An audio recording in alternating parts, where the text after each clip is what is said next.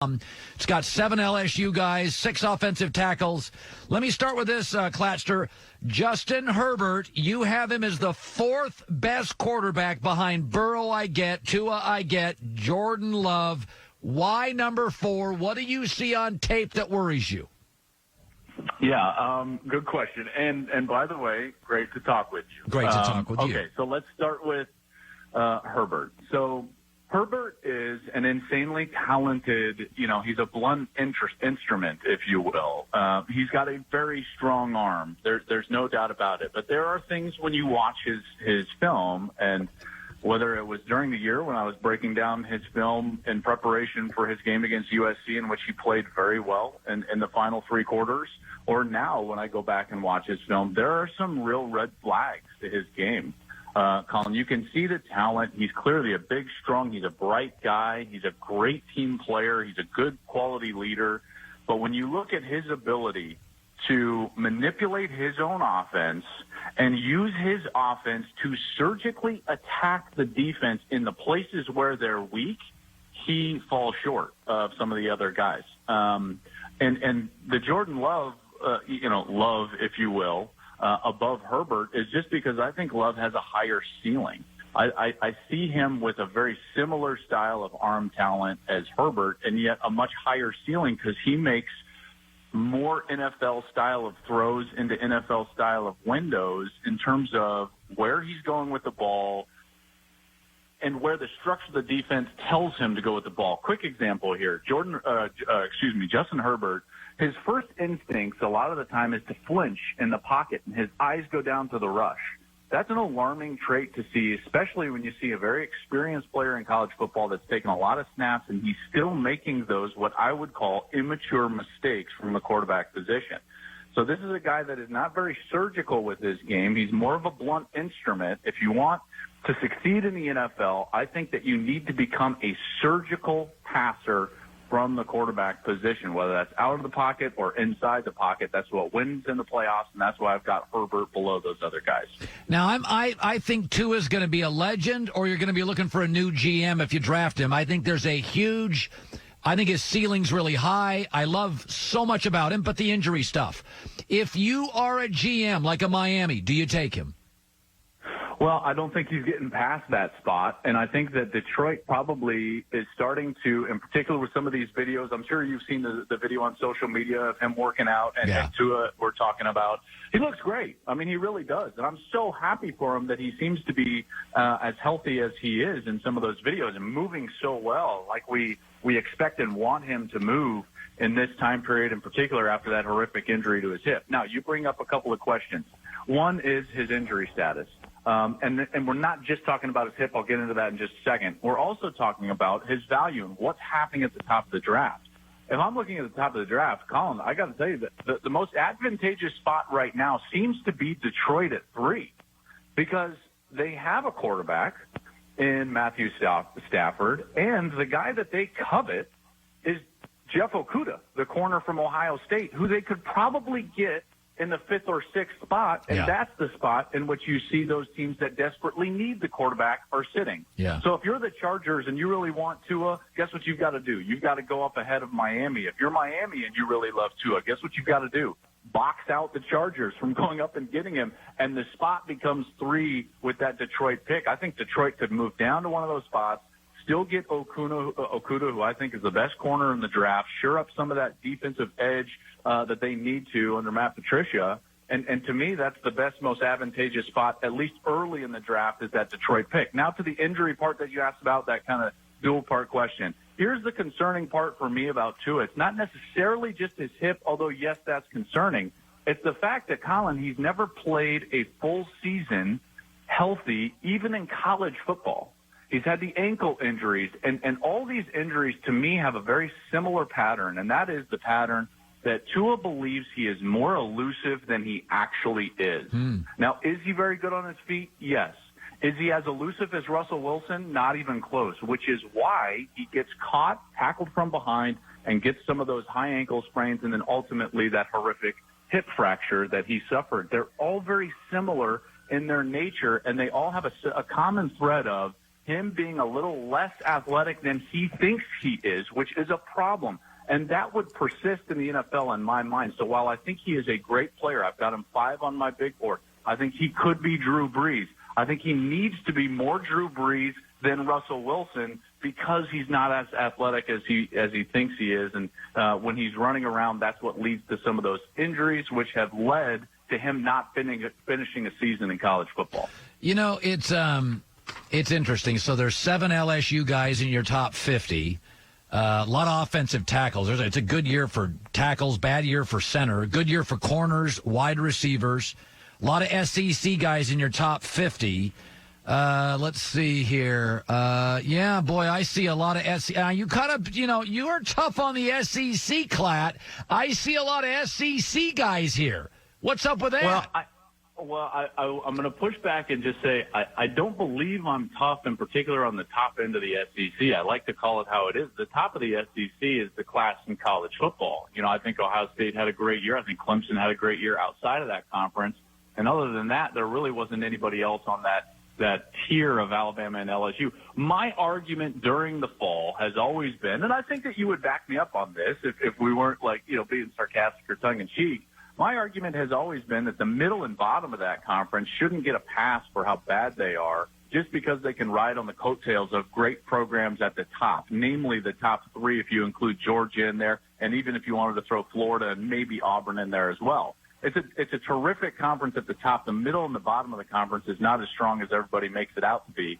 And those are the fan bases that generally like to scream and shout about SEC and get the chance going. But it's a phenomenal conference. It's proven out in the draft. I see it when I evaluate. That's why I've got all those guys in my top 50. Yeah, look at all these offensive linemen. Good Lord. What is it about Iowa? How the hell's Iowa?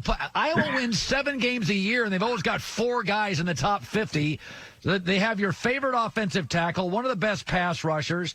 Just a couple years ago, they had 2 of the top tight ends. I don't know what it is. Part of me loves Iowa, and part of me wants to punch him in the forehead for scheduling Citadel 6 times a year. Why do they put so many guys in the NFL? I didn't understand that they scheduled the Citadel. Oh, they've always got a cream puff, ridiculous out-of-conference schedule. They play directional schools. I disagree. They always play Iowa State with Matt Campbell. No, they're good for an hour. That's Great. A tough game. They play 9 conference games, so that's 10 Power 5 games. And normally they'll play like in northern Iowa, if you will. Anyway, northern Iowa. Listen, you want to punch Iowa in the face sometimes. Let me just tell you for a fact, Zach Johnson from the PGA Tour can back me up on this. They want to punch you in the face. Hey, I'll go there anytime, line up, and punch all of them right in the forehead. I mean it. I am tired of Iowa, but they do produce really good football players. A lot of them. Unbelievable. They really do. You are unbelievable. I'm here to defend Iowa. I had them in the bowl game. I tell you what, that's a good program. Oh, no. That is a very good program. Well coached. USC, not that USC is all that strong right now. Yeah, I just looked at their schedule for next year. They open up with Jiffy Lube, Panera Breads right after that. You're right. Okay, let's move on. When you look at this draft, okay, hey, now do your beloved SEC in November. Go ahead. Look at the Citadel in there. Look at Charlotte in there. Go ahead, Colin. Listen, if you're going to call a spade, then call it a spade across the board. Here's all I know. Every year in the draft, the top 50 players, half are from 4 teams in one conference. Yeah, no, that's absolutely true. And then if you throw Ohio State in there and Clemson in there, that basically covers it. Then you sprinkle in Iowa and you sprinkle in, places like Penn State and places like that, and then you basically got it. Yeah, let me one thing here. You're a former quarterback. All quarterbacks, I think, make their receivers, not vice versa. Larry Fitzgerald, best years with his best quarterbacks. Can't you look at LSU is probably the best college football team I've ever seen in terms of they have the best O-line, they have the second best running back in the draft, they have one of the best receivers and the best undraftable receiver. He's still in college. They have the best undraftable corner. I mean, they're going to have like 12 guys drafted. Can't you at least let me interrupt you for just a second because I want to tout Joe Burrow for a moment here. God. This might be where you're going with the question. I don't know if it is or not. They've had all that talent for years, so why didn't they win the national championship and put together some of the best years that we've ever seen? Why that was one of the singular best years that we've ever seen a team have. Yeah. And I would argue that the single catalyst was Joe Burrow. Then why was he so mediocre the year before with all those players? So late. Remember now, he got there so late. He got there after spring football. He goes through spring football in Columbus, and because remember, Colin, he started at Ohio State first. Yeah. He goes through spring football in Columbus. Haskins wins the job. Urban Meyer rightly declares Haskins the quarterback at that point. So Burrow is able to go transfer. So he didn't transfer until after spring football. That's 15 full practices. That's a full fall camp. So he missed a full fall camp. Now he gets there. He gets in there a bit late. I think it's understandable that he was average his first season because he didn't have a full off season to play with that team. Then once you have him as the quarterback, remember he took that huge hit in the Fiesta Bowl against UCF on a pick that I think ended up being a pick six. He gets rocked. He comes right back, leads them to victory. There's the turning point for your team as a program. That's the catalyst for then moving into the off season. He's the bona fide leader. He leads spring football. He leads the throwing sessions in the summer. He leads fall camp. And now all of a sudden you have a team that is behind a true leader at the quarterback position. I think it's a far different set of examples or a set of, outlying deals that you have in his previous season. I really believe that. And I think if you look at it, and I've talked to many coaches down there, this was really his offense. I mean, he was so involved in calling and building these offensive game plans and what they wanted to run and how they wanted to run it. Joe Brady got a lot of credit for it, and I understand Joe Brady got a lot of credit for it, but Joe Burrow was the single catalyst of change from a program that was perpetually underachieving with great recruiting classes under a coach that was just an old defensive line coach, and now all of a sudden he's thought of as this great epiphany of a head coach because he had a quarterback that was unbelievable. Joe Burrow was a surgeon. If Herbert was a blunt instrument, Burrow was a surgeon. This game translates. I've said it on your show, and I'll say it before. I'll say it again.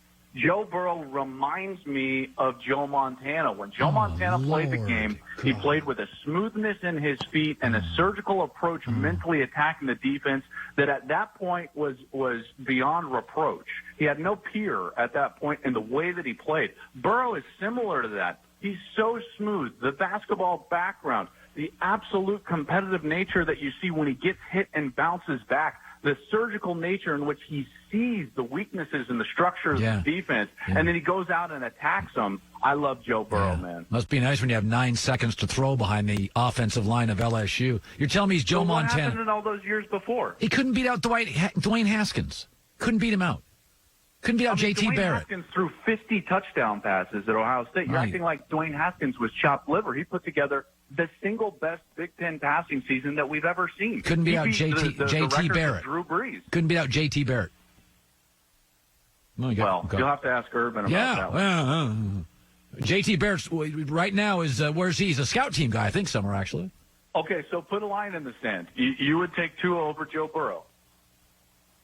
I think if Tua didn't have a hip in. Why are you hemming and hawing? If you're gonna listen, all I'm saying, walk the walk. I said Burrow is Tony Romo. You've got him because he shares the same shoe size as Montana as the second greatest quarterback of all time. I think that's a little over the top.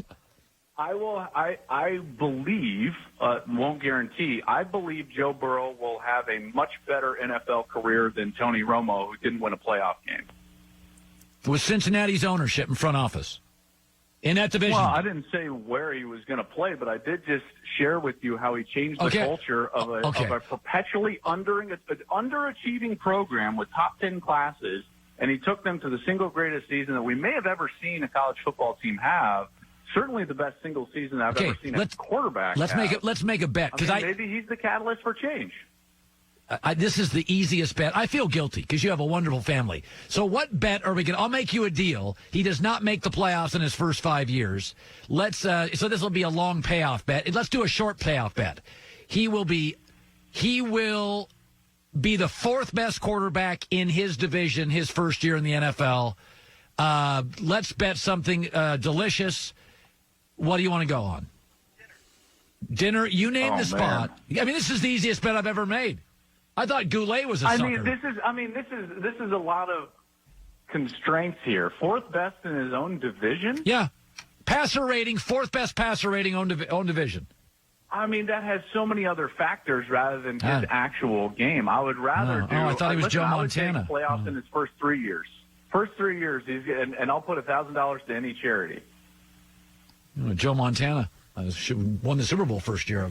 Well, then take Tua. Take Tua, Colin. If you're going to talk like this, then take Tua. Go out there. Come on. You got the mic. Toughen up. No, I'm kidding. All right. I'm done with you, Klatt. Go to at NFL on Fox and foxsports.com. The great Joel Klatt. Good talking to you.